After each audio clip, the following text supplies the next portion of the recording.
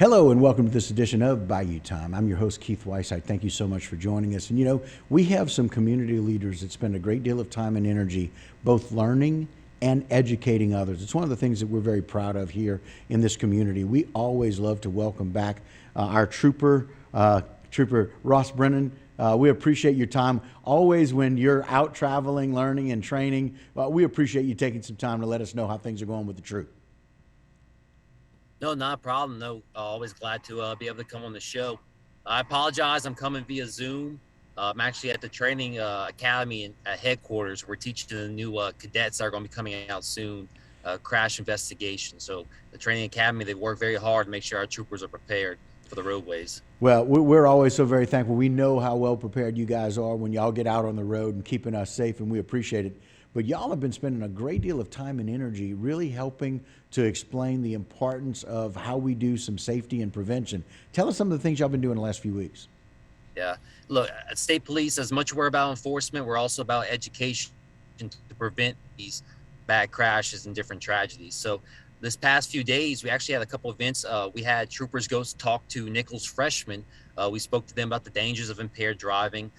We also talked to the Greek life, the fraternities, and also sororities. We talked to them also about impaired driving, but also aggressive driving, whether that's speeding, tailgating, even distracted driving.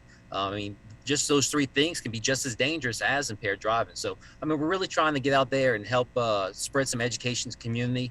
We also did some education at Fletcher Community College. There was a group called Arrive Alive, and they have a portable, basically impaired driving simulator. You wear goggles and you sit in the car to mimic you driving a vehicle. So we were able to show the students what could potentially happen behind a wheel at Fletcher Community College too. So both the colleges in our area were definitely super active, just trying to spread this education and awareness around. Yeah, and a really big deal because trying to really catch kids, as they've kind of moved on, we're not sure what kind of education they've gotten at home, what kind of training they've gotten, maybe not as extensive, but when they learn some of the things that are really, truly impacting safety and driving, really makes a big difference for them. And then kind of equating what it can be, impaired driving versus distracted driving very often is very similar in the results that you see.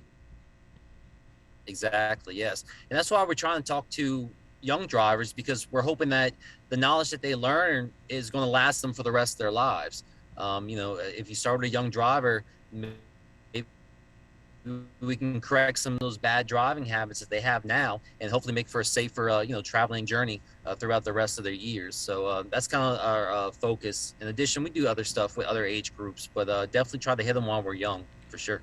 Right. And again, showing those simulated with those goggles, really showing what it's like to be impaired, lets them know before they ever get behind the wheel of the car if they're feeling or that's how their body is responding to anything that they've taken.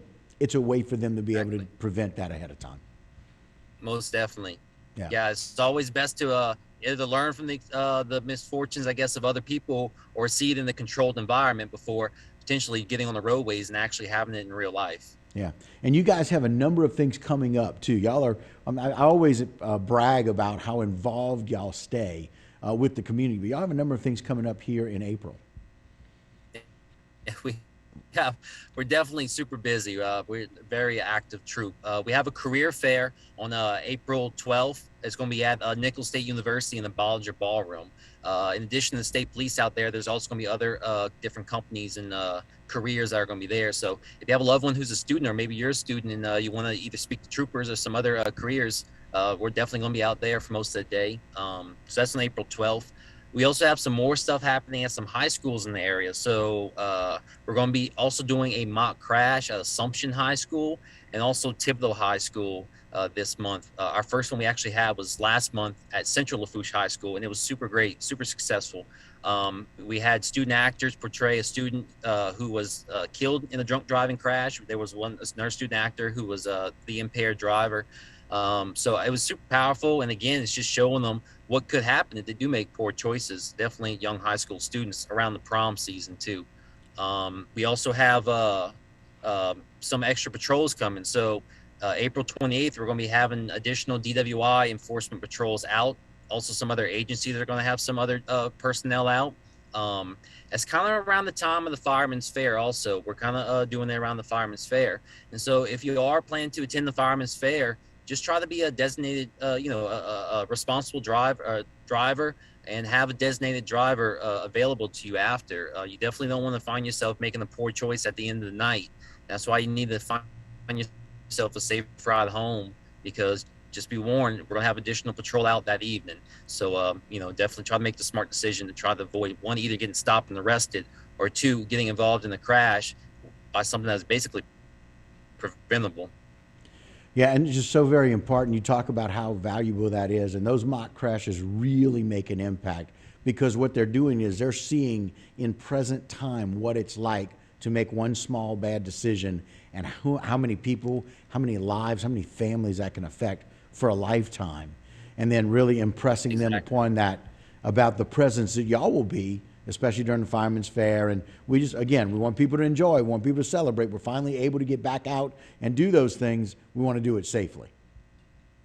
Definitely. I mean, that's what it's all about. Is just making sure that people are able to get back home to their families safe.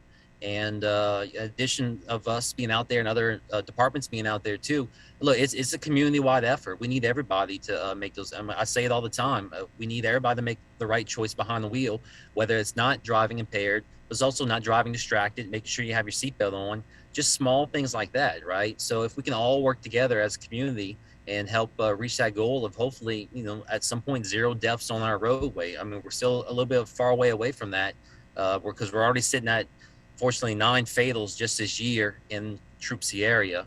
But we don't want to have another year like last year being one of our highest since 2007. Got it. Trooper Ross, we appreciate your time so very much. Thank you for what you do. We look forward to talking with you again.